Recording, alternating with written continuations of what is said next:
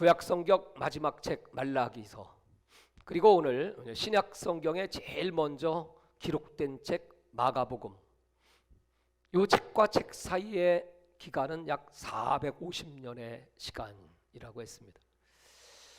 이 450년의 시간을 학자들은 하나님의 침묵기, 또 영적 암흑기라고 말합니다.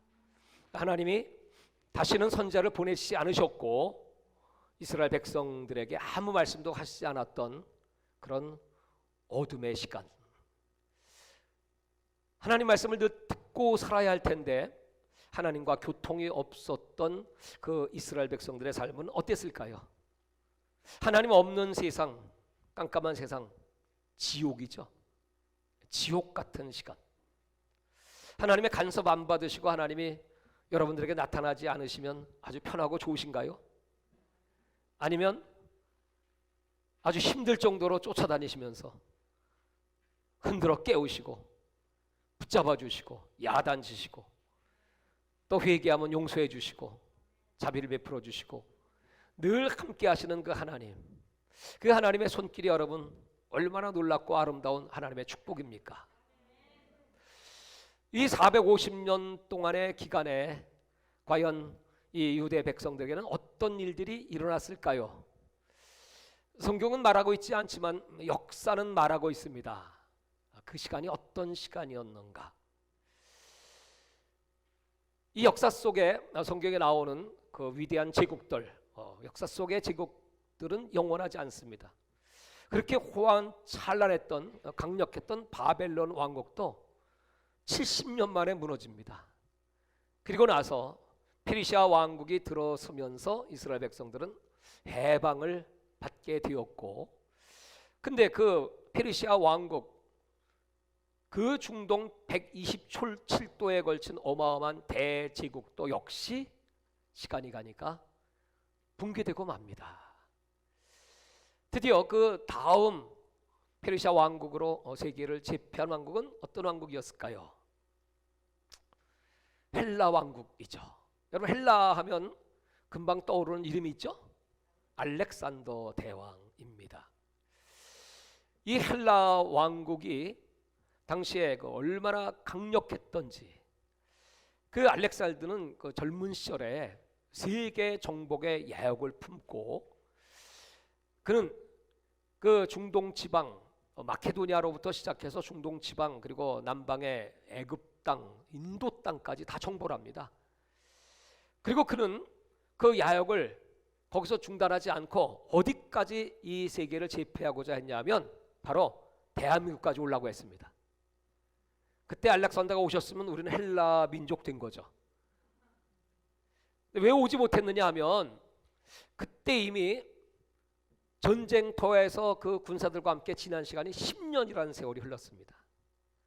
어느 날 그 부하들이 고향을 생각하면서 눈물을 흘리는 모습을 이 알렉산더가 보게 됩니다. 10년을 객지에 나와서 전쟁만 하고 있으니 우리 가족들은 어떻게 지내고 있을까? 그때 마음이 짠해서 여기서 내가 멈춰야 되겠다 하고 고향으로 돌아가기로 결정을 합니다. 그리고 돌아가는 길에 바벨론에서 그는 살해를 당하게 됐는지 아니면 복사를 당했는지 병으로 죽었는지 원인은 알 수 없지만 거기서 죽습니다. 그렇게 강력했던 헬라 제국도 역시 그 알렉산더의 죽음으로 말미암아 이제 몰락하기 시작하죠. 그가 죽을 때 그 부하들이 이렇게 묻습니다. 대왕이시여, 과연 이 거대한 제국을 누구에게 넘겨주시겠습니까? 당신의 후계자는 누구입니까? 그냥 유명한 얘기를 합니다. 뭐라고 하냐면 힘 있는 놈이 가져라. 힘 있는 놈이 가져라. 그러니까 어떻게 되겠어요? 부하들끼리 이제 쌈박질이 터진 거죠. 그 4명의 장수가 그 나라를 4동강으로 나누어 통치하게 됩니다.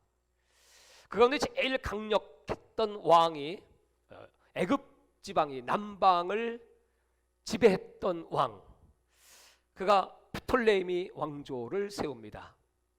그리고 그의 부하였던 북쪽 시리아를 중심으로 한 이 북쪽 왕국을 채취한 그 왕이 누구냐면 셀루쿠스입니다. 셀루쿠스 왕조입니다. 이 두 나라가 좀 강력한데 점점 이 셀루쿠스 왕조가 강력해지기 시작합니다. 그들이 힘이 강력해지면서 점점 세력을 넓히기 위해서 가는 곳이 어디입니까? 항상 늘 이 팔레스틴 지방은 남쪽과 북쪽의 샌드위치입니다. 동쪽에 있는 사람은 서쪽으로 가기 위해서 이 팔레스틴을 지배해야 되고, 서쪽에 있는 제국들은 동쪽으로 가기 위해서 이 팔레스틴을 지배해야 되고, 그러니까 늘 끊임없는 전쟁. 그래서 예루살렘은 평화의 도성이라는 이름을 가졌지만 실제로는 피해 도성이라고 했습니다. 그러니까 이 북쪽 왕국에 의해서 이 남쪽 왕국이 지배를 받게 되죠. 공격을 받게 되죠. 그때 안티오코스 3세라고 하는 왕은 굉장히 유대 민족에 대해서 우호적이었습니다. 그들의 이제 종교도 존중해주고 또 제사도 마음껏 드릴 수 있도록 그 정체성을 보호해 주었습니다. 그런데 이 3세가 로마가 BC 200년경부터 이제 새로운 제국으로 급부상하기 시작하면서 그 전쟁을 같이 하게 되면서 거기서 이제 패하게 되고 이 북왕국이 어려움을 겪게 됩니다. 그러다 결국 그는 죽습니다. 그리고 나서 드디어 등장한 왕이 안티오코스 4세, 그의 이름은 안티오코스 에피파네스입니다. 혹시 들어보셨습니까? 안티오코스 에피파네스. 그는 어떤 사람인가? 그는 아주 잔인한 사람이고 아주 무서운 야욕을 가진 자였습니다. 그는 자기 아버지와는 정반대로 이 유대, 예루살렘, 이 민족들을 이제 말살 정책을 펼치기 시작합니다. 그들의 종교를 인정하지 않고 그들의 제사를 허용하지 않고 또 뿐만 아니고 그들의 안식, 할례 이런 것들을 못하도록 완전히 무서운 핍박을 가하기 시작합니다. 그는 그 야욕을 성취하기 위해서 그 남방 애굽을 정벌하기 위해서 전쟁에 나갔다가 그 애굽에서는 그걸 막을 수 없다는 판단을 하고 이미 로마와 같이 힘을 합쳐갖고 로마의 장군이 그곳에 이미 들어와 진주하고 있었습니다. 로마는 그에게 이렇게 경고합니다. 네가 이 땅을 발 한 발짝만 밟으면 너희 나라는 완전히 멸망될 줄 알아라. 그래서 이 안티오코스 에피파네스 4세는 그 땅을 밟지 못하고 눈물을 머금고 분을 이기지 못하며 돌아오게 됩니다. 돌아오면서 들어간 곳이 바로 예루살렘이었습니다. 그는 예루살렘에 도착하자마자 그 성전에 들어가서 그 성전을 다 회파시키기 시작하면서 거기다가 그 지성소 중심에 그들이 섬기는 제우스 신을 세워놓습니다.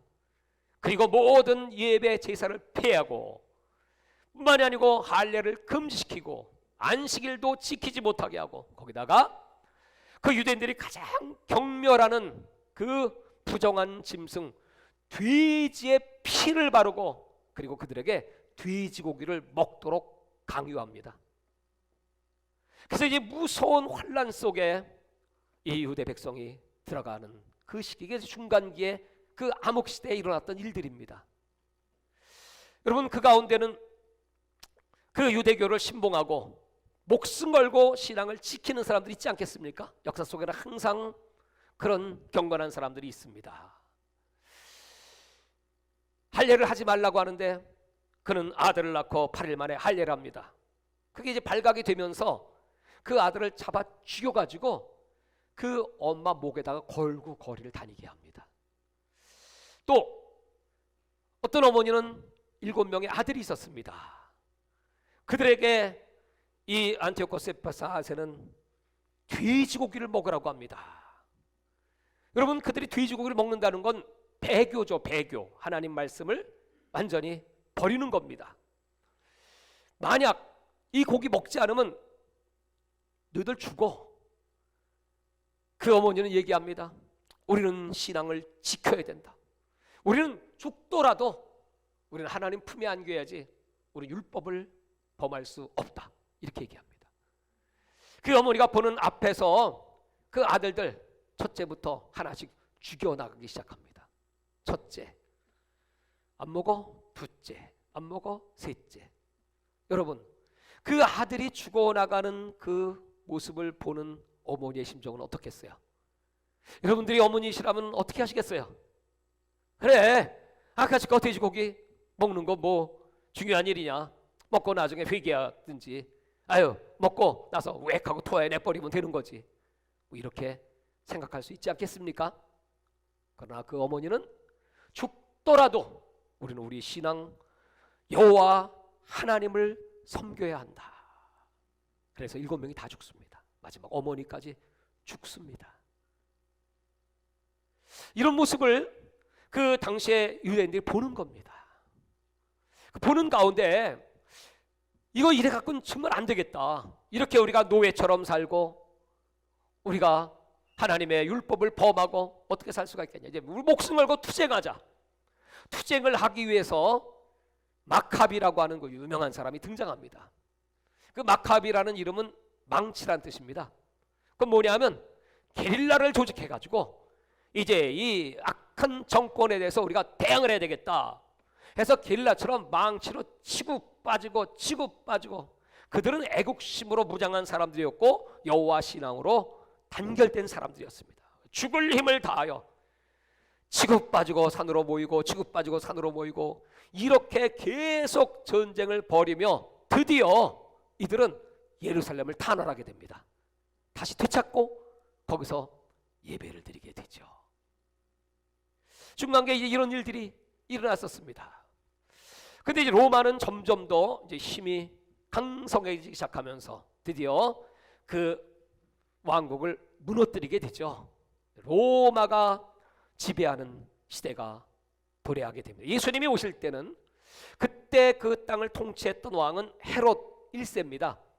그 헤롯은 이두메 출신이죠. 에돔 사람입니다. 그 마카비의 그 족속들이 그 이두메를 진격해서 그 이방인들이지만 그들을 죽이고자 했더니 그들이 항복하고 우리도 유대교를 받아들이겠습니다. 그래서 그들을 살려주고 그들도 유대교에 합류하게 됩니다. 그런 결과로 말미암아 그 에돔 출신의 헤롯은 나중에 로마와 결탁을 해서 뇌물을 쓰고 그리고 그 예루살렘 유대 왕이 됩니다. 예수님 오실 때 2살 미만의 어린아이를 다 죽였던 그 왕이 바로 헤롯 1세입니다. 이런 시절이었습니다. 여러분, 그렇다면 이 450년의 시간 동안에 하나님은 무엇을 하고 계셨을까요? 유대인들에게는 암흑기였지만 그렇게 무서운 환난기를 그들은 통과하고 있었지만 하나님은 무슨 일을 하고 계셨을까요? 여러분, 말라기서에 이스라엘 그 유대 백성들이 하나님께 한 첫 번째 질문을 기억하십니까? 그 질문의 내용이 뭐죠? 과연 하나님은 사랑이십니까? 하나님이 우리를 사랑하시면 어떻게 이렇게 하실 수가 있습니까? 이런 질문이었죠. 그 질문에 대한 대답을 하나님은 그 450년 동안 준비하고 계셨습니다. 그 대답이 뭐죠? 하나님은 너희들을 이처럼 사랑하사 독생자를 주셨으니 그 독생자 예수 그리스도를 보내시기 위한 준비를 하신 기간이 바로 450년이었습니다.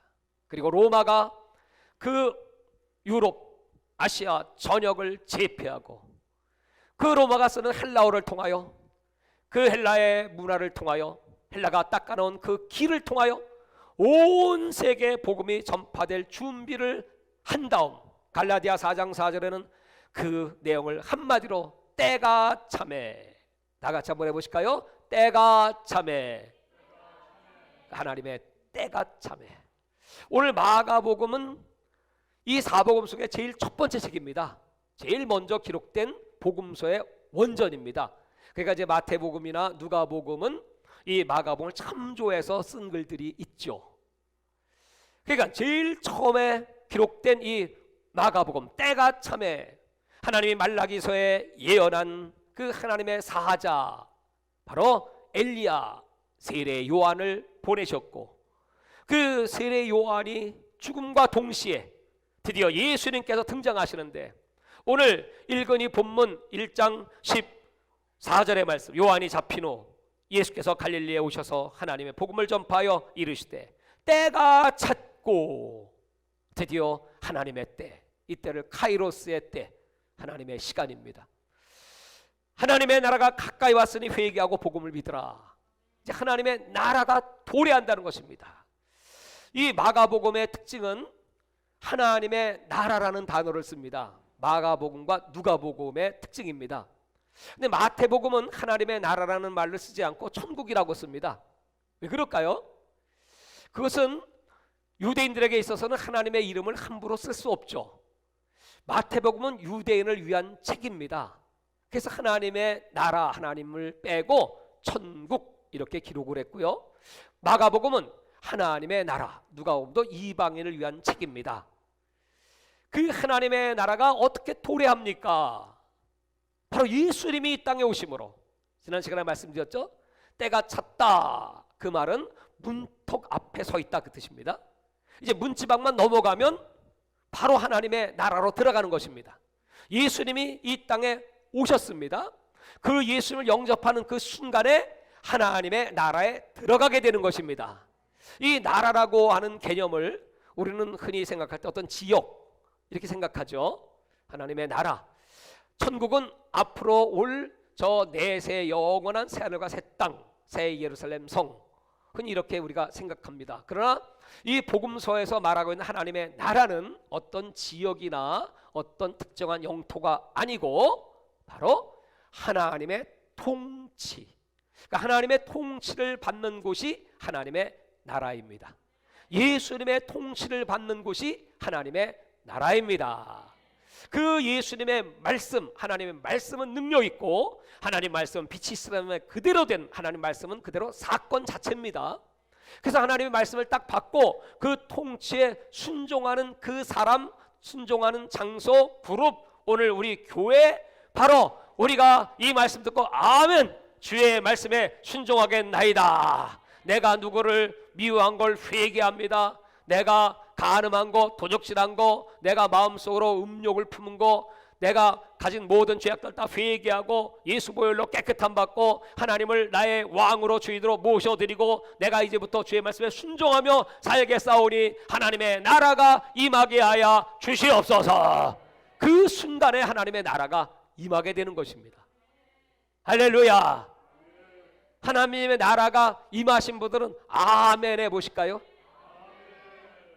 어떤 분은 50%야. 하나님의 나라가 임하옵시고, 예수님이 가르쳐 주신 가장 중요한 기도이지요. 자, 이제 이 마가복음은 크게는 두 구조입니다. 하나는 올라가는 구조, 하나는 내려가는 구조입니다. 올라가는 구조는 여기 이제 1장부터 시작해서 8장 26절까지입니다. 이 내용은 예수님이 이 땅에 오셔서 하나님의 아들이시라는 것을 증거하는 내용들입니다. 그러니까 오늘 이 복음은 하나님의 아들의 복음입니다. 그러니까 하나님이 아들이셨다. 헬라어에는 우리는 하나님의 하면 소유격이죠. 근데 헬라어는 하나님의와 하나님은 동격이죠.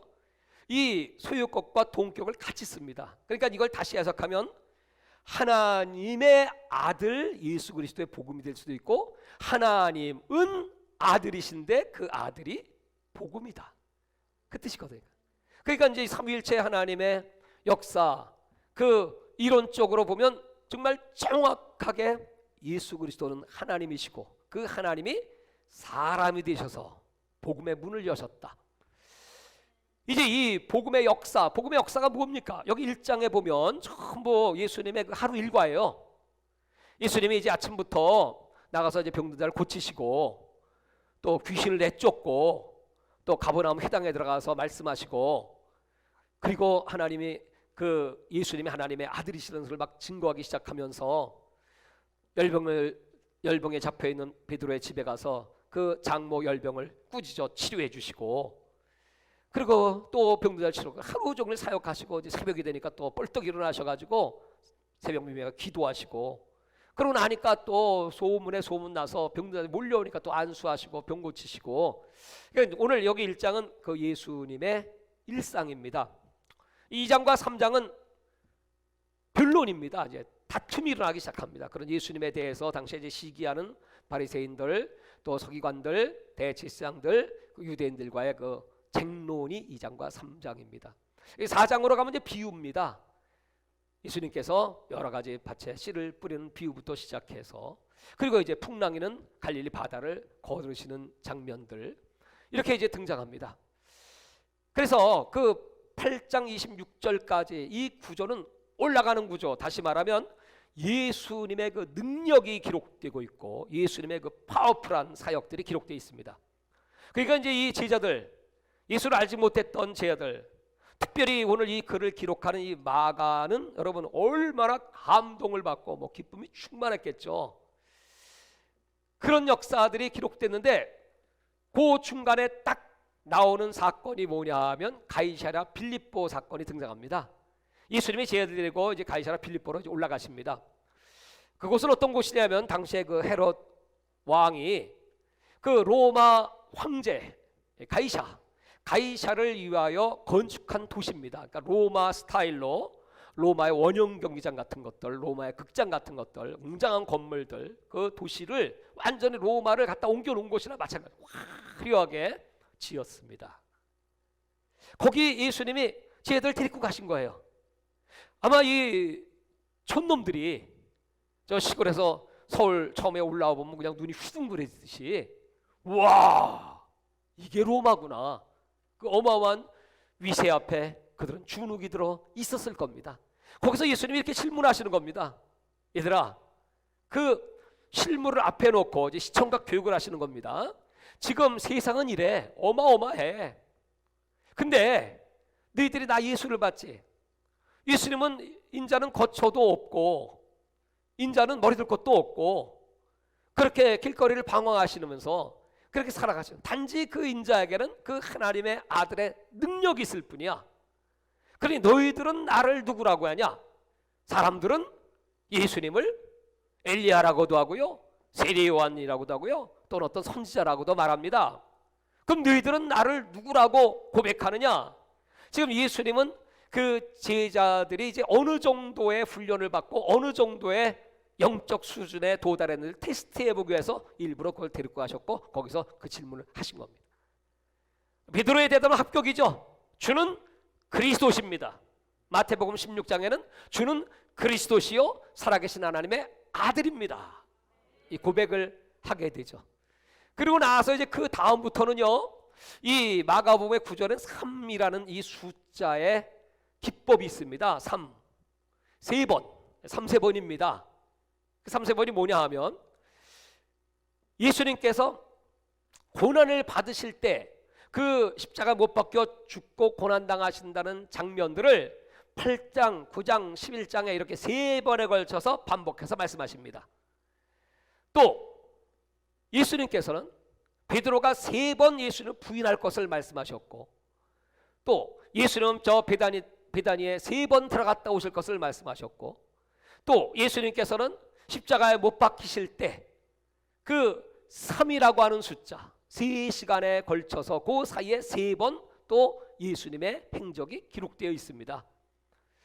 이렇게 예수님은 3이라는 숫자를 통해서 이제 장차 닥칠 당신이 받는 고난과 십자가, 그리고 제자들이 그때 어떻게 처신하고 반응해야 할 것인가를, 너들 진짜 주는 그리스도 맞아?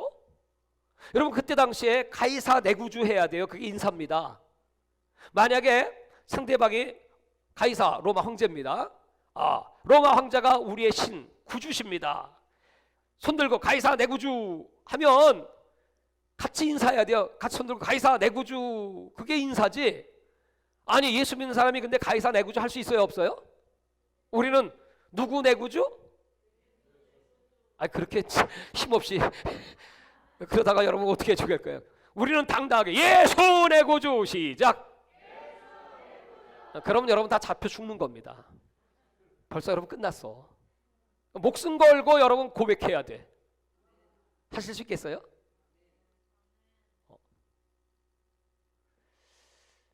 그런 상황이 온다는 것을 예수님은 이제 가르치시면서 그들을 이제 실물 교육을 시키시는 겁니다. 그래서 내려가는 구조입니다. 올라가는 구조, 내려가는 구조. 그래서 그때부터는 섬김을 가르치시고, 이제 이 마가복음의 초점은 어디로 가요? 십자가로 갑니다. 그래서 이 마가복음 전체 예수님의 죽음, 고난의 기록이 3분의 1입니다. 그리고 남은 부분들은 예수님의 제자들에 대한 제자도가 초점입니다. 마가복음을 기록한 이유를 여러분들이 이해하셔야 됩니다. 그때는 AD 64년 로마에 대화제가 있었습니다. 그때 네로 황제는 그 화제의 원인을 기독교인들에게 전가시켰죠. 그리고 핍박을 시작했습니다.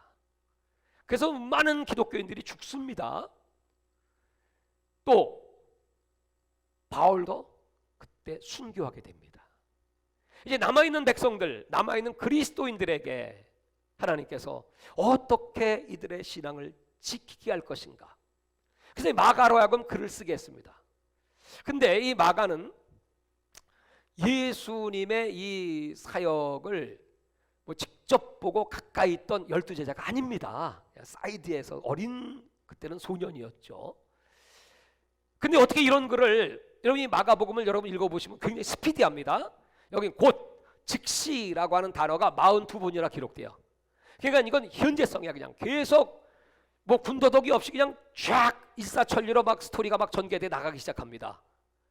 그러니까 위급성 또는 신속성, 긴급성이 지금 이 마가복음의 특징입니다.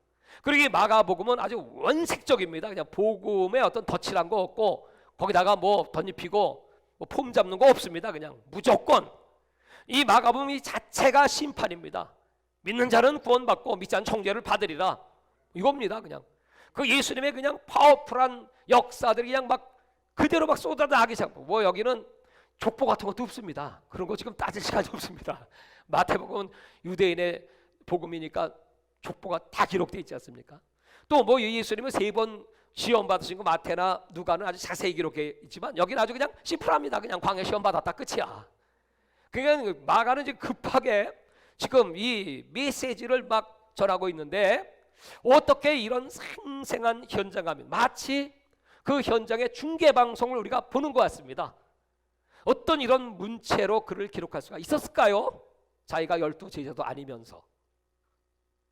그 이유는 바로 이 글을 누구한테 듣고 썼냐 하면 베드로에게 듣고 썼습니다. 그래서 이 마가복음을 베드로복음이라고도 합니다. 고대 문헌에는 저자의 이름이 등장하지 않습니다. 저자 이름은 어디 들어가 있냐 하면, 전통적으로 이 책의 맨 앞부분에 한번, 맨 끝에 정확하게 여러분 요 다음 1장 16절에 보면 시몬 베드로가 등장하고요, 마지막 16장 7절에 보면 또 베드로가 등장합니다. 베드로는 그 로마의 그 핍박 속에서 그때 마가가 함께 있었죠. 베드로전서 5장에 보면 이 마가를 내 아들이라고 했어요. 아들. 그렇게 마가를 사랑했고, 마가에게 그 예수님의 행적을 다 진술했습니다. 아주 리얼하게. 그걸 다 들은 거죠. 베드로는 얼마나 생생하게 자기가 천공서를 받았다가 사탄이 되기도 하고 3번씩 주님을 부인하기도 하고, 그러니까 이 베드로는 일 수 없는 거죠.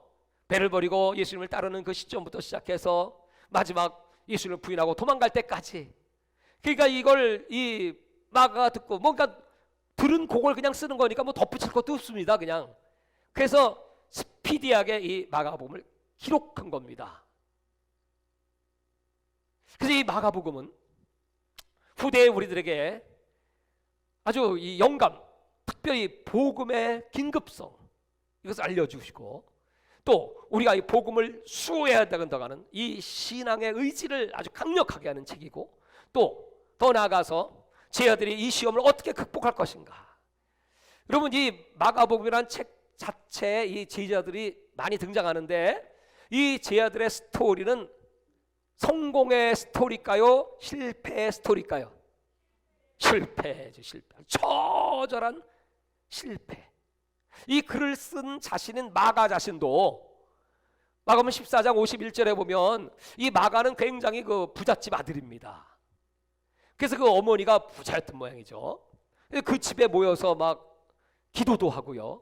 여러분 사도행전 12장에 그 베드로가 옥에 갇혔을 때 그 기도하던 그 집입니다. 쟤들이 다 모여서 기도하던 집입니다.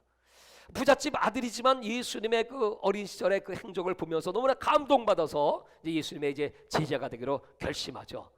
그렇지만 진짜 위기를 당했을 때 그 마가가 너무 두려운 나머지 뭐예요? 배에 홑 이불을 뒤집어 쓰고 나왔다가 아마 잠자다가 뭐 그 밤중에 사건이니까 예수님이 막 잡혀가신다 뭐 웅성웅성대고 뭐야 그러고 나왔다가 드디어 로마 군인이 예수를 잡으러 오니까 무서워가지고 그 배 홑입을 홀라당 벗어버리니까 뭐예요? 뻘게 벗고 뛴 사람이 바로 마가입니다. 이 마가의 실패는 거기서 끝나지 않습니다. 그 이후로도 사도행전에 보면 예수님의 제자가 된다고 딸아는 다녀서 바울과 함께 선교를 나갔지만 여러분 선교지에 나가니까 이 부잣집 아들이 적응이 될까요? 나가면 여러분 밥 굶기가 태반이고 잠 못 자고 그 긴 거리를 차를 타고 또는 비행기를 타고 헐떡거리면서 여러분 또 가면 뭐 거기 뭐 좋은 환경에 대접을 잘 해주는 선교지도 있긴 하지만은 대개는 여러분 뭐 제대로 밥이나 얻어 먹습니까? 내가 내 손으로 라면 끓여 먹어야 사는 거지. 뭐 그런 겁니다. 또 핍박이 있고 생명의 위협이 있고 했던 그 초대교회 당시에 여러분 이 마가가 너무 힘들어갖고 같이 선교하다가 어디로 도망가 버렸어. 잠수 탔어. 그러니까 바울이 이런 자식 여러분 또 데리고 다니고 싶겠어요? 배신자 같은 놈 같으니라고 못 가. 그 마가의 삼촌이 바나바입니다. 그러니까 자기 조카니까 그러지 말고 좀 데리고 갑시다. 그러니까 못 가. 그래갖고 둘이서 대판 싸웠어요. 사도들끼리. 그래서 할 수 없이 바울은 실라를 선택했고 바나바는 마가를 선택해서 선교팀이 나누어지기도 합니다. 그래서 이 바울과 이 마가는 사이가 좋지 않았습니다. 그런데 하나님의 사람들은 끝까지 그런가요? 그렇지 않죠. 나중에는 이 바울이 마가를 내게로 데리고 와라. 마가는 내게 유익한 사람이다. 그래서 나중에는 화해하고 마가는 이 놀라운 마가 복음을 기록하게 됩니다. 여러분 여기 이 마가 복음에 아주 놀라운 비밀들이 참 많은 걸 제가 이번에 이 말씀을 준비하면서 찾게 되었습니다. 그게 뭐냐 하면 이 초창기 예수님의 사역이 거의 어디서 이루어졌냐 하면 갈릴리 바다를 중심으로 갈릴리 바다 이 서쪽 편이 예루살렘이 있죠. 그 서쪽 편은 유대인 지역입니다. 거기서 이제 사역을 하시다가 갈릴리 바다를 왔다 갔다 하시며 사역을 하십니다. 그 건너편은 이방 지역입니다. 그러니까 예수님은 사장의 배를 타고 건너가시다가 이제 풍랑을 만나는 사건부터 시작해서 이제 8장까지 몇 번을 왔다 갔다 하시면 최소 6번을 갈릴리 바다를 왔다 갔다 하시면서 그러니까 유대인에게 복음 전하시고 이방인에게 복음 전하시고 여러분 오병이어는 유대인에게 있었던 기적이고요. 7병이어 떡덩이 5개와 물고기 2마리로 4,000명을 먹고 7광주를 낚인 사건은 이방인의 지역에서 일어난 사건입니다. 그러니까 유대인이나 이방이나 동일하게 예수님은 사랑하셨고 이 복음의 세계화를 벌써 예수님은 가르쳐 주시는 거죠. 그러시면서 왔다 갔다 하시면 그 복음을 증거하시어 배를 타실 때 꼭 일어나는 사건이 있습니다. 예수님이 배만 타시고 또 제 아들이 그 바다를 건너고자 하면 꼭 뭐가 나타나요? 풍랑이 나타나. 풍랑. 그 신기하죠? 멀쩡하던 바다에 왜 전도 나갈 때 풍랑이 일어나냐고요. 그것은 우리가 복음을 전하고자 할 때는 반드시 이런 반대 세력 사탄의 역사가 있다는 겁니다. 예수님의 제자들은 벌벌 떨며 예수님 피곤하여 고물을 베고 주무시고 계실 때 예수님 어째요 주무시나이까 우리가 죽게 되었나이다. 그때 예수님께서는 아이 믿음이 적은 자들아 왜 두려워하느냐 하시면서 바람과 파도를 꾸짖으시니 잠잠케 되었거늘 제자들은 그 모습을 보며 저가 위기에 바람과 바다가 잠잠하는고. 그가 위기에 하나님의 아들 맞습니다. 하나님의 아들. 그러니까 이 마가복음은 계속해서 예수님이 하나님의 아들이신 것을 증거하는 겁니다. 계속해서 증거하시면서 그 이방인들에게 복음을 증거하시면서 반면에 그 제자들의 모습은 한 번도 두 번도 아닙니다. 계속 이제는 바람이 역풍이 불어오기 시작합니다. 그의 뜻도 벌벌 떨고 있는데 그때는 예수님이 그 배에 타지 않고 계셨습니다. 이제 우리가 죽게 되었구나 하고 있는데 예수님께서 저 건너편 바다를 저벅저벅 걸어오셔. 저벅저벅 걸어오시는 예수를 바라보면서 베드로를 비롯한 제자들이 뭐라고 소리를 들리죠? 유령이다, 귀신이다. 아니, 예수님을 귀신이라는 놈들이 어디 있어 세상에. 영의 눈이 다 닫혀 있고 또 믿음도 없고 감각도 없고, 아니 칠병이의 기적을 딱 베푸시면서 예수님이 이렇게 말씀하시죠. 얘들아, 이제부터 너희들은 저 바리새인과 헤롯의 누룩을 조심해야 돼. 그랬더니 뭐라고 알아들어요? 우리 빵 안 갖고 왔지. 우리가 떡을 준비하지 못했구나 이러고 소리를 지르니까 예수님이 답답해. 야 이놈들아, 아니 내가 너희들에게 얘기하는 건 그 떡이 아니고 저 바리새인 서기관 저들의 그 외식, 앞으로 너희들은 저들과 대결을 해야 돼. 너희들은 저들처럼 껍데기만 갖고 신앙생활하면 안 돼. 하나님 말씀 능력을 가지고 예수 그리스도는 그 가난한 베세다 들녘의 백성들에게 양식을 베푸시는 분. 그 베세다 들녘은요 저 헤롯궁에서 보이는 곳입니다. 그게 시편 23편에 보면 말이죠, 원수의 목전에 상을 베푸신다. 그 오병이요 5,000명을 먹이고 12광주를 남겼던 그 사건은요 그 헤롯이 보고 있는 그 앞에서 일어난 사건입니다. 그게 원수의 목전에 상을 베푸신 하나님이십니다. 그 복음의 능력을 이 예수님께서는 말씀하고 계시지만 쟤들은 아둔해서 깨닫지를 못하고 듣지도 못하고, 이 귀가 있어도 귀머거리고요, 눈이 있어도 소경이고요. 얼마나 답답합니까? 누가 같아요? 누가 같아요? 계속되는 쟤들 실패. 거기다가 웬걸 이젠 지들끼리 모여서 길을 가면서 야 네가 높으냐 내가 높으냐, 누가 높냐 지금 또 싸우고 앉아있네. 그래서 예수님이 다 답답해. 야 이놈들아, 너희들 높은 자가 되기 원해? 크기를 원해? 그러면 제일 낮은 자가 되고 작은 자가 돼야 돼. 또 거기다가 이제 예수님이 왕 되시면 그때는 우의정은 누가 하고 좌의정은 누가 할 거냐, 좌편과 우편은 누가 차지할 거냐고 또 싸우네. 그러니까 예수님께서 이놈들아, 으뜸이 되기를 원하면 종이 되어야 할 것이고 크고자 하는 자는 섬기는 자가 되어야 하리라 그러시면서 인자는 섬김을 받으러 오신 것이 아니라 도리어 자기 목숨을 대속물로 내어주기 위하여 이 땅에 오셨다. 그러면서 십자가의 도를 가르치시는 겁니다. 나를 따르려면 자기 십자가를 지고 그리고 나를 따라와라. 자기를 부인하고 그 십자가의 도를 계속해서 가르쳐주는 겁니다. 그렇지만 이 지연을, 여러분 옆에 생생하게 살아계신 주님이 계셔서 그 말씀을 직접 듣고 그 기사와 표적을 눈으로 직접 보고 만진 바 되었습니다. 예수님 팔짱도 끼고 가서 예수님께 고개도 기대고 이랬던 제자들이었음에도 불구하고 그들은 예수님의 말씀을 깨닫지 못하고 영적으로 어두운 실패 연속이었습니다. 계속된 실패의 책.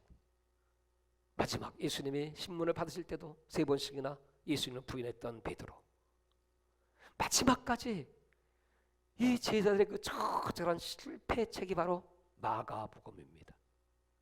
그렇다면 왜 이런 말씀들을 기록해 놓았을까요? 오늘 이 마가복음 저자의 의도는 무엇이죠? 이것이 오늘날 후대 우리 그리스도인들의 모습을 벌써 보았기 때문이죠. 당시에 그 핍박이 얼마나 강력했던지, 여러분 그 네로 시절에 그 초대교회 때 그리스도인들을 어떻게 핍박을 했냐 하면요, 너 예수 믿어? 안 믿는다고 그래. 그럼 살려줄게. 만약에 너 예수 믿는다고 하면 어떻게 죽이냐 하면 가마에다가 납을 끓여. 그 납을 끓는 물에다가 집어쳐넣어. 그 납동이 되는 겁니다. 그건 아무것도 아니야. 산에서 독사를 잡아다가 독사를 자루 속에 한 50마리씩 집어넣고, 큰 자루에다 독사 50마리 집어넣고 거기다 집어넣고 끈으로 묶어버려. 겁 좀 먹는 건가 안 먹는 건가. 독사에 물려 죽어요. 그리고 이 개 탈을 먹여가지고요, 사람에게 그 개 탈을 씌워놔가지고 짐승으로 오인하게 해서 맹수들이 와서 잡아 뜯어먹게 합니다. 그렇게 죽이는 겁니다. 기름가마 속에 집어넣고 팔 자르고 다리 자르는 건 아무것도 아니고요. 여러분, 그 말라기와 마가복음 사이 그 중간기 시절에 안티오코스 에피파네스, 그는 적그리스도 예표입니다.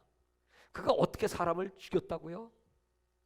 그때 당시에 이름 말할 수 없는 고문을 가하고, 그리고 그 유대인들의 정체성을 말살시키기 위해서 그 헬라 문화를 다 도입을 합니다. 헬라화를 시도합니다. 그래서 아예 이름도 헬라 이름으로 바꿔버리기 막 시작하죠. 저 다니엘과 그 세 친구들 이름을 바꾸듯이 말이죠. 그래갖고 원래 이 마리안 그 이름은 마르다. 그리고 지금도 그 알렉산더라는 이름들이 많습니다. 이 알렉산더라는 이름이 전부 그 헬라식 유대인들에게 바꿔준 이름들, 지금도 그런 이름을 다 쓰고 있죠. 그리고 그들은 이제 올림픽, 그때 당시에 이제 그리스 올림픽이 막 열리지 않습니까? 그래갖고 그 유대 청년들에게, 야, 니들은 뭐 그렇게 예의 범절 차림하고 뭐 옷을 갖춰 입고 그러냐? 운동할 때는 훌렁훌렁 다 벗는 거야. 그렇고 다 우통 다 벗고 뭐 빤스바람으로 막 레슬링하고 뭐 복싱하고 막 그런 거 하지 않습니까? 그 지금도 그런 스포츠가 그냥 열광하도록, 사람들이 열광하도록 그 스포츠가 다 거기서 나온 겁니다. 지금 세상에 문화입니다. 그래서 이스라엘 백성들을 동화시켜 버리는 거죠. 그래도 안 해? 그래도 너희들이 하나님만 믿겠다고? 그러니 막 잡아 죽이는 겁니다. 근데 여러분, 그 적그리스도를 예수님은 이 마가복음 13장이 이제 종말장입니다. 거기에도 동일하게 마지막 때 이 적그리스도가 하나님의 성전 지극히 높은 곳에 올라 자기를 높여 하나님이라고 할 것이다. 그럼 마태복음 24장 15절에도 기록된 말씀이고요. 요한계시록에도 그가 등장해서 자기를 경배하는 자에게만 매매할 수 있는 표를 줄 것이지 그렇지 않은 자는 매매를 못하게 할 것이다. 이렇게 기록되어 있습니다. 그러니까 여러분, 얼마나 그때나 지금이나 그때 당한 그 환난이나 이제 앞으로 올 환난 똑같습니다. 지금 하나님께서 당신의 백성들에게 이 마가복음을 쓴 목적입니다. 그때 그렇게 실패했어, 그렇게 어려웠어, 힘들었어. 그렇지만 그들이 성령을 받고 예수를 만났고, 그 다음부터 이 제자들은 뭐 자진해서 불구덩이 속에 들어가고 십자가 거꾸로 지는 거고, 목 잘라라, 찔러라, 죽여라, 그냥 담대하게, 이미 우리에게는 하나님의 나라가 왔기 때문이야. 내 속에 예수 그리스도가 오셨습니다. 이미 나는 천국입니다. 천국. 여러분 속에 지금 천국이 임하셨습니까? 그러니 여러분 얼마나 담대. 죽는 건 그 순간이야. 뭐 길다고 할지라도 조금 참으면 돼. 그래서 그 어머니들은 그 자식들에게 조금만 참아라. 맹수들이 막 물어뜯을 때 그 아들을 움켜잡고 물어뜯기면서 몸이 잘려져 나가면서 조금만 참아라. 곧 우리는 우리 사랑하는 주님의 얼굴을 뵐 것이다. 여러분, 그런 믿음의 능력이 필요하기 때문에 마가복음을 기록한 겁니다. 시간 관계상 이제 여러분 마지막 장을 한번 쭉 보시면요, 16장을 한번 보시기 바랍니다. 자, 이제 예수님의 이제 부활까지 기록했습니다. 여기 보면 16장 8절에 여자들이 몹시 놀라 떨며 나와 무덤에서 도망하고 무서워하여 아무 말도 하지 못하더라. 근데 예수님의 그 부활 사건을 보면서 이제 두려워 벌벌 떨고 이게 도대체 어떻게 된 거야? 그러고 이 마가복음 끝납니다. 이게 원래. 여러분 성경책 한번 자세히 보세요. 9절을 보시면요, 16장 9절을 보시면 혹시 거기 가로쳐져 있고 예수께서 안식 후 이렇게 기록되어 있습니까? 여러분 성경도 그렇게 되어 있네. 그리고 거기 일자 써 있습니까? 1? 혹시? 2가 써 있습니까? 그럼요, 거기 1이든 2든 그 밑에 나나주 해석에 보면 거기 뭐라고 나와 있습니까? 뭐라고 나와 있죠? 어떤 성경에는, 어떤 사본에는 이 9절 이하 20절까지의 말씀이 없다 이렇게 나와 있어요. 빠져 있어요. 그죠? 그러니까 이제 원래는 이 마가복음 16장 8절이 끝입니다. 근데 어떤 사본에는 이걸 붙였어. 어떤 사본에는 없어. 원본에는 없어. 근데 지금 우리 책에는 있어. 그래서 요 9절부터 20절까지는 후대에, 물론 멀지 않은 시간이었겠지만 후대에 또 성경의 저자가 성령의 감동으로 이제 요 9절부터 20절까지의 사건은 이제 공통적인 그 복음서의 내용의 요약이거든요. 복음의 능력이거든요. 그걸 붙여놨어요. 왜 그랬을까요? 이런 환란의 시대를 이기기 위해서 우리가 어떻게 신앙생활을 해야 될 것인가? 지금은 어렵지만, 지금은 고난을 받지만 장차 받는 영광과 좋게 비교할 수 없다. 그 영광을 생각하면서 하나님께서는 그 그리스도인들에게 이렇게 선포하시는 것입니다. 15절부터 보시죠. 또 이르시되 너희는 온 천에 다니며 만민에게 복음을 전파하라. 믿고 세례를 받는 사람은 구원을 얻을 것이요 믿지 않는 사람은 정죄를 받으리라. 그러니까 예수 그 자체가 심판이냐 구원이냐가 예수 이름 앞에 그냥 결정돼. 오늘 그 예수는 성령으로 이 자리에 와 계십니다. 이 자리에 예수 내 구주 시작. 구원의 역사가 이루는 것입니다. 근데 이렇게 했다가 부끄럼 당하고 수다하고 왕따 당할 텐데, 내 사업도 어려움 당할 텐데 못해. 그러면 정죄를 받는 거예요. 이게 무서운 책입니다. 그러면서 믿는 자들에게는 이런 표적이 따르니 곧 그들이 내 이름으로 귀신을 쫓아내며 새 방언을 말하며 뱀을 짚으며 무슨 독을 마시다 해를 받지 아니하리라. 병든 사람에게 손은 즉 나으리라. 이 놀라운 말씀, 여러분 이 말씀을 딱 듣는 순간에 그 후대 그리스도인들이 맞아, 나 예수 믿지, 이런 표적이 따라오지, 손을 내밀어 병을 고치고 기사 표적이 예수 이름으로 귀신은 떠나가고 무슨 독을 마다 해를 받지 않고 손을 짚으면 나았지. 나에게는 이 예수님의 희언, 예수님의 실제, 예수님의 능력이 있습니다. 그 확신을 갖고 나갈 때 19절 주 예수께서 말씀을 마치신 후에 하늘로 올리사 하나님 우편에 앉으시니라. 저희들이 나가 두루 전파할세 주께서 함께 역사하사 그 따르는 표적으로 말씀을 확실히 증언하시니라. 그래서 저희들이 힘을 내서 용기 100배하여 전도 전선에, 선교 전선에 뛰어나갈 수 있는 것입니다. 사랑하는 여러분, 오늘 우리는 이 마가복음의 제자들과 같은 연약한, 수없이 실패하고 낙심하고 좌절하고 넘어지고 쓰러지고, 그래서 정말 하나님 뵐 면목이 없는 사람들이에요. 그럼에도 불구하고 하나님은 오늘 다시 우리에게 힘을 주사, 마가가 야 나도 이렇게 배 혼입을 뒤집어 쓰다가 얼마나 무서운지 뻘거벗은 줄 창피한 것도 몰라 그냥 훌렁 벗어버리고 내가 튀었다. 내가 선교제 나갔다가 얼마나 힘든지 내가 다시 안 가고 도망갔지. 그래서 내가 사도 바울님한테 내가 된통 얻어 터졌지. 그럼에도 불구하고 하나님은 나를 다시 부르셨다. 나를 성령으로 감당하사 이 마가복음을 쓰게 하셨다. 후대에 사랑하는 그리스도인들이여, 용기를 가지시고 여태까지 7번 넘어졌다고 할지라도, 간단하죠? 7번 넘어져서 자빠져 있으면 악인, 한 번 더 8번째 일어나면 의인. 인사 한번 합시다. 옆에 분한테 의인이십니까? 악인이십니까? 그럼 이렇게 말은 의인이라고 대답했어요? 그럼 이렇게 물어보세요. 근데 왜 자빠져 계십니까? 근데 왜 지금 시험에 들어있냐고, 왜 지금 낙심하고 있냐고. 여러분 오늘 이 시간이 벌떡 일어나 의인의 반열에 서시기를 바랍니다. 예수님의 능력 있는 제자가 되시기를 바랍니다. 그래서 이렇게 악한 세대, 여러분 백신 맞고 1100명 죽었대. 백신 맞고. 왜 맞았어요? 살고 싶어 맞았지. 안 맞고 코로나 걸려서 그냥 고치면 될걸. 아니, 생명 하나가 우주보다 귀해요. 조금 아까 그 뉴스에 나온 걸 내가 신문에 났더라고. 신문에. 이런 시대입니다. 두려워해야 될 하나님은 두려워하지 않고, 코로나 두렵죠? 사람의 눈이 두렵죠? 그러니 코로나 그것도 안 맞고 뭐 직장 생활도 하기 어렵다 그러고 뭐 외국 왔다 갔다 할 수도 없다 그러고 우리 선교사님들도 할 수 없이 다 맞았잖아요. 할 수 없잖아요. 그러니까 당장 가서 양떼를 돌봐야 되니까.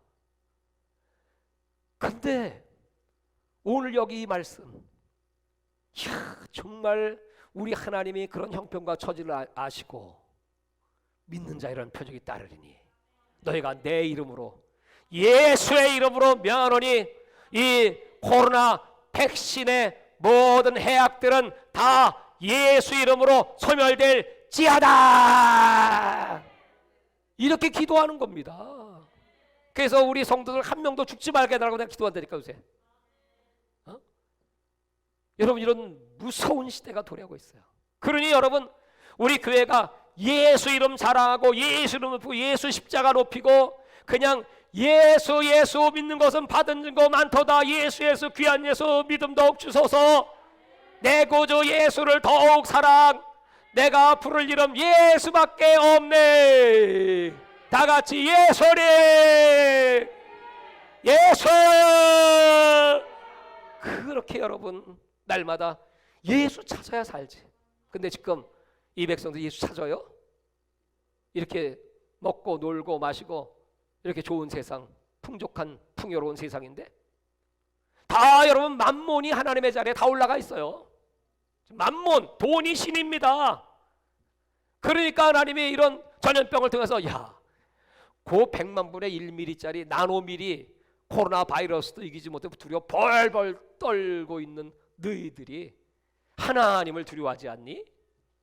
이럴수록 하나님 찾아야죠.